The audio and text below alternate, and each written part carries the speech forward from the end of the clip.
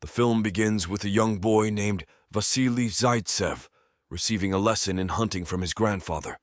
They are on horseback, and Vasili's grandfather imparts the wisdom of remaining as still as a stone to avoid detection by a wolf.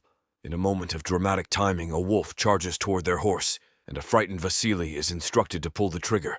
With courage overcoming his trembling fear, the young boy executes the command, unaware of the profound impact this moment will have on shaping his character.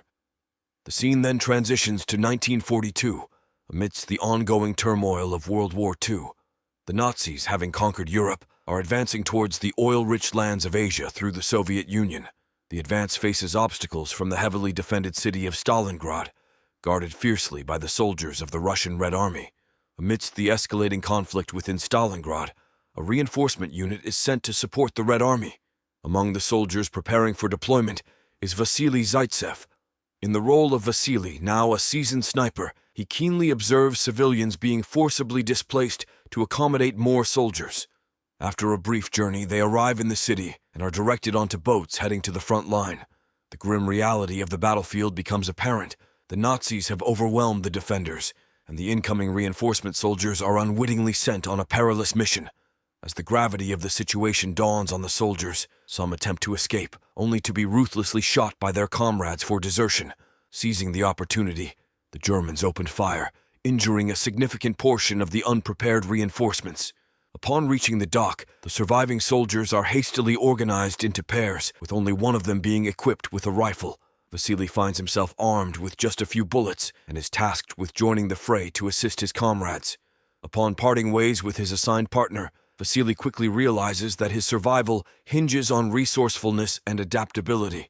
To remain inconspicuous and evade detection, recognizing the slim odds of victory, some of Vasili's comrades attempt to escape, only to meet their demise at the hands of their people. In a short span, the battleground is strewn with the lifeless bodies of Russian soldiers. Shortly thereafter, a car approaches, witnessing the grim tableau, only to be swiftly obliterated by a tank. Commissioner Daniel, a member of the Russian army, emerges from the wreckage and strategically conceals himself among the corpses, feigning death. Holding his breath, he watches as German forces approach, methodically eliminating any signs of life among the fallen soldiers. Surviving the assault, Danilov patiently waits until the Germans are out of sight. Seizing an opportunity, he retrieves a rifle from a nearby deceased soldier, only to discover it lacks ammunition. At this juncture, Vasili, who had also been playing dead, approaches. Recognizing the need for teamwork, Vasili shares his ammunition with the commissioner and instructs him to fire when an explosion occurs, ensuring a strategic advantage. They remain undetected, yet Danilov hesitates due to his perceived lack of skills. Consequently, he passes the rifle to Vasili just as another vehicle arrives, initiating an explosion. Vasili astounds the commissioner with his exceptional marksmanship, swiftly neutralizing all enemy snipers. Impressed by Vasili's prowess, the commissioner, Danilov, acknowledges the feat. Later, upon reaching headquarters and being rescued, Vasili's accomplishments are commemorated through pamphlets distributed by Danilov. Recognizing the weakness in their defenses, the higher officials of the Red Army realized that the reluctance of their soldiers to sacrifice themselves was causing a decline in Soviet forces. Chairman Nikita Khrushchev intervened to revamp the defense system, urging his subordinates to propose innovative strategies. Despite receiving conventional ideas, Danilov stands out by suggesting the delivery of hope through the presentation of a heroic figure who can inspire others.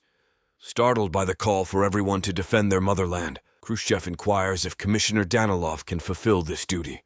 In response, Danilov recommends Vasili secure permission to feature his heroic tales in the military newspaper. As Vasili's skills gain recognition, he is swiftly transferred to the sniper division.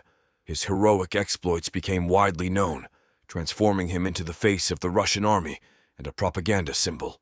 The Russian sniper's impact on the Germans becomes evident as they resort to deploying Major Erwin König, a renowned marksman and head of a German army sniper school, with the sole mission of eliminating Vasili. Amidst his assignments, Vasili encounters a young boy named Sasha, an admirer like many others. Sasha extends an invitation to Vasili's home, where Danilov presents him with letters from fans that require his response. In due course, a woman named Tanya enters the house, marking the next chapter of Vasili's journey. A local militia soldier, like family to the Filipovs, catches Vasili's attention. He recalls seeing her on the train to Stalingrad and hopes for recognition, but she only identifies him as the war hero. Despite his disappointment, the dynamic within the group becomes apparent as both Danilov and Vasili show interest in her. Danilov goes a step further, offering her a position at headquarters to decipher German codes. Discovering Tanya's fluency in German, hesitant at first, she accepts the job upon realizing the potential to save numerous soldiers. The following day, Vasili is assigned to a former department store where an enemy sniper poses a threat to the Soviet army. Spotting a shadow near the window, he confidently eliminates the perceived threat, prompting him and a comrade, Ludmila, to investigate.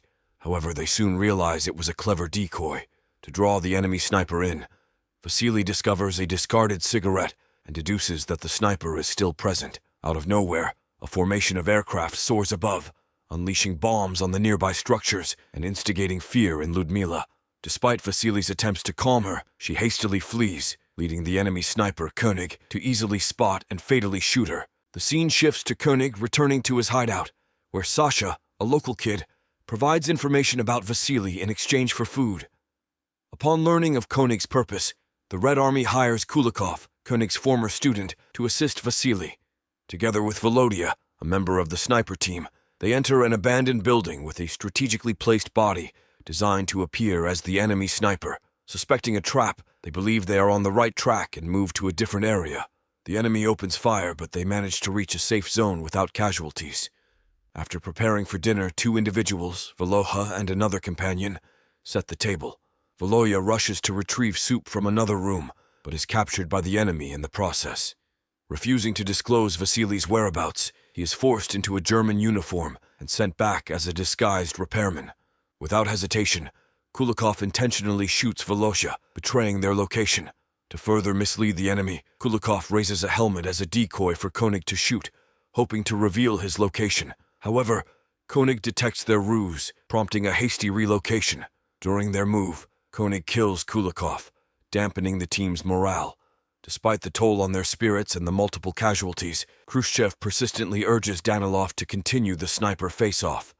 Additionally, Tanya expresses her desire to return to the militia. When Vasili returns disheartened, Danilov assures him they will secure additional support.